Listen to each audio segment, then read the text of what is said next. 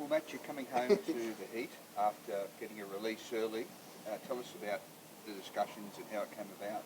Yeah, just to start with, really thankful that the Adelaide Strikers and Jason Gillespie and Tim Nielsen were really caring towards me and my family. Obviously, my wife's pregnant and due in the middle of December, so makes it a little bit difficult being away for that time. So sort of approached them really early in the situation and explained what was going on and just sort of asked what ways we could get around it, and thankfully they were really understanding about the situation. And your numbers were good for Somerset. Do you feel your game is on track, and how you feel your batting? Yeah, I'm feeling really good. Really enjoyed my time over in Somerset, playing some different formats, playing one-day cricket, four-day cricket, and yeah, just sort of being free over there. I always think it's a bit different batting over there because you sort of have the external critics away from you a little bit while you're learning your game. And yeah, it's just about learning your game on the run and enjoying the cricket. And that's, for me, is enjoying my batting is the big one. I hear you were captain over there for the last couple of games for Somerset, and another string to your bow. But how did you find that for yourself, for the club and for yourself? Yeah, it was obviously an honour to captain Somerset. There's a lot of really good players and people who've captained.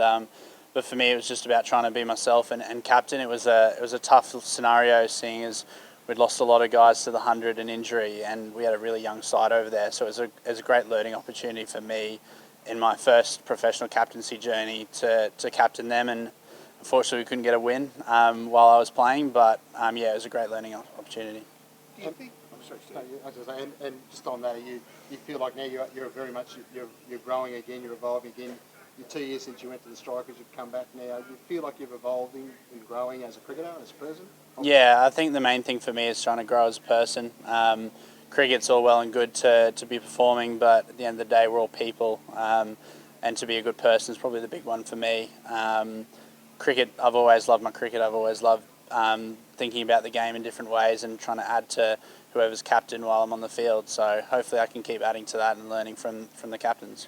Do you think Australia will be facing a 41-year-old Jimmy Anderson next year in the Ashes and Stuart Broad? Like, do you think they'll hang on, or can you see emerging talents perhaps squeezing them out? I can see a few emerging talents playing against some of them over there, but just saw overnight Jimmy Anderson's and Stuart Broad still bowling beautifully over there at the Duke Ball. So it's going to be interesting to see if they're still going. But yeah, it's pretty incredible that a guy who's 41 years old can still be playing Test cricket and performing well. Who's the pick of the, you obviously drift around the county circuit. Is there any that caught your eye, up-and-coming batsmen or bowlers at all? Yeah, there was a few. You put me on the spot there about who, but yeah, it's just sort of, you play so much cricket over there that some guys are on the days that you're playing against them, some guys aren't on, so it's sort of tough to pick out some really good players, but I think the crops are strong over there and some really good young cricketers. Do you feel the 100's working for them? What have you made of that? It's an interesting one because sort of down in Somerset there's no 100 teams, so no one really embraces it down there in terms of the public.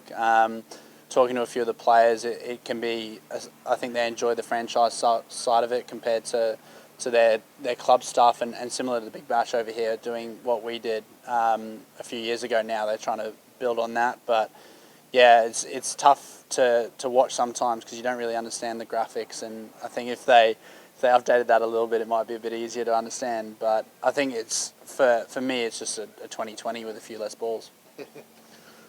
Rens, you have been away for a long time. You've been trips, tours to Pakistan, Sri Lanka, England.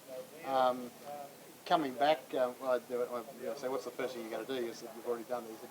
You've got your new kid on, but what's that when you're going to have a game of golf? What else are you going to do now that you're back?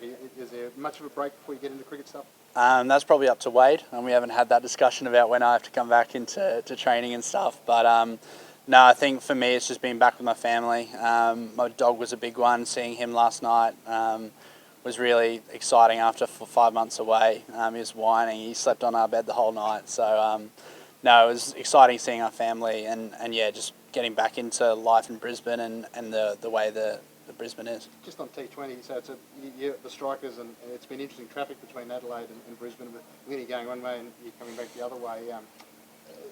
How do you feel? Like, what are you going to bring to the Heat in terms of what are you going to do as a signing for Brisbane?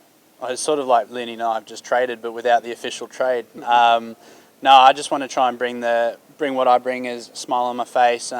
Hopefully some good cricket here and there. But yeah, just trying to bring some energy, bring some happiness to the fans.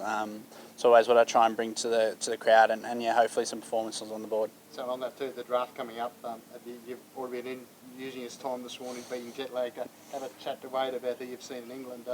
What are you thinking about that player-wise for potential teammates?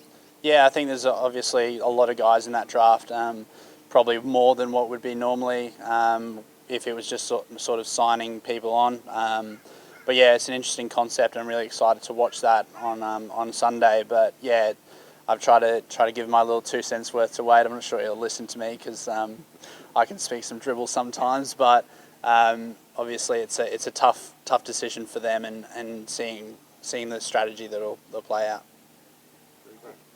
All right, thank you. Beautiful.